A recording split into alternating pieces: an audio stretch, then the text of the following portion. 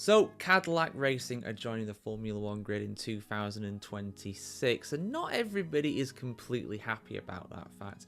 While it's a good thing to have 2 more seats available on the grid and another big brand in the sport from a marketing point of view, when it comes to the actual money that the remaining other 10 teams that were already in the sport are going to get in terms of their dilution fee, they're basically not too happy about it. Red Bull's Helmut Marko has said that it's not enough, and now Toto Wolff, the boss of Mercedes-AMG, has also said a similar thing as well. Full article here on the F1Chronicle.com, guys. I'll give my thoughts at the end of the video as well. But yeah, let's have a look at what's been said by Mr. Wolff.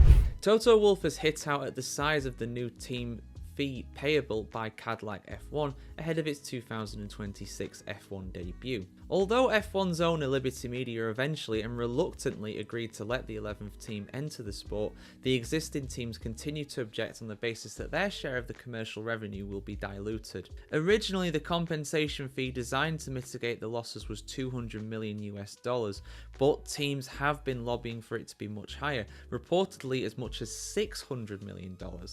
That is despite the fact that Mercedes boss and co-owner Wolff admits that Mercedes' F1 project is now profitable. Thanks to the budget cap and the F1 boom, teams are earning money instead of burning it like they used to, he told Automotor und Sport. We are making a real profit. The profitability ratio is 30 to 35% before taxes, the Austrian added. That even compensates for the cost of the engine. The old cliche that Formula 1 just burns money is history. The bottom line is that Formula 1 has never been as healthy as it is today.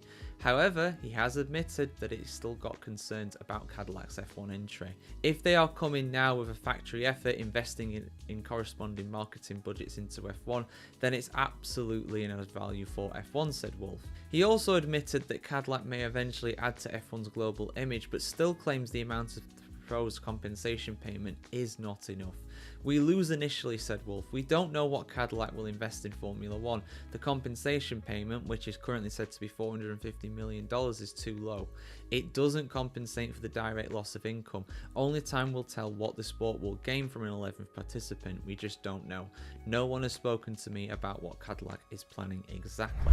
Well, that's the thing. I mean, initially, yeah, they probably will lose financially, but he does more than hint at the fact that long term it could be beneficial. I mean, you know, F1 already has an American team in the form of Haas, but at the end of the day, Haas are not a massive car brand. They're not a part of something as big as GM. And obviously Cadillac is, and we're getting Ford in as well as an engine partner for Red Bull. I think the basic gist of that is that Red Bull make it by using the Red Bull powertrains factory, but Ford obviously are like a named partner, a bit like how the Cosworth engines back in the day, they were badged up as Fords, but really they were just Cosworth with Ford just badged onto there pretty much. So yeah, I mean, it's one of them, like, it's hard to quantify how much it'll be, and I think in the long term it will be a good thing for Formula 1. More drivers, another team, an American team at that as well, a market that Formula 1 has been really growing in. There's now 3 races there, of course, and on top of that as well, there's, you know, potentially going to be a bigger name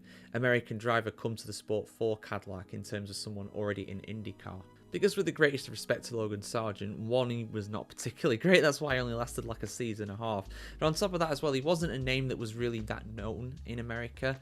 Obviously, you know, Mario Andretti has come on as like a senior advisor to the board, so that's a big name right there in itself. And in terms of a driver in the cockpit, you know, you're probably going to have someone like a Perez or a Bottas in there, but also an inexperienced driver in Formula 1 terms such as Colton Herta coming in as well. So I think overall Cadillac will bring real value to the sport. I think they will be a success potentially as well. They've just got to develop things the right way, and also on top of that too, they are going to be an engine supplier. One of the prerequisites for them to have an engine, well, have an entry into Formula 1 I should say, is to actually have an engine too. So they're going to have that reportedly as soon as 2028. Might be a little longer, but that is the plan basically in the moment. So I'm all for it. I understand what Wolff is saying, and I don't think he's really being too critical there. Helmut Marko was a lot more critical last year when this first got announced, but I think it's a good thing for F1, and I think that Formula 1 should really continue to expand, and I want to see maybe Toyota come as a works team. at some point. I think that'd be awesome, to be honest. But we'll see, guys. What do you think, though? Is Cadillac going to add real value to F1? I think it will personally, but I want to hear your thoughts too. Like, share, comment, subscribe as always, guys, here on the F1Chronicle.com to see much more content just like this on the pinnacle of motorsport. See you soon, guys. Have a good one.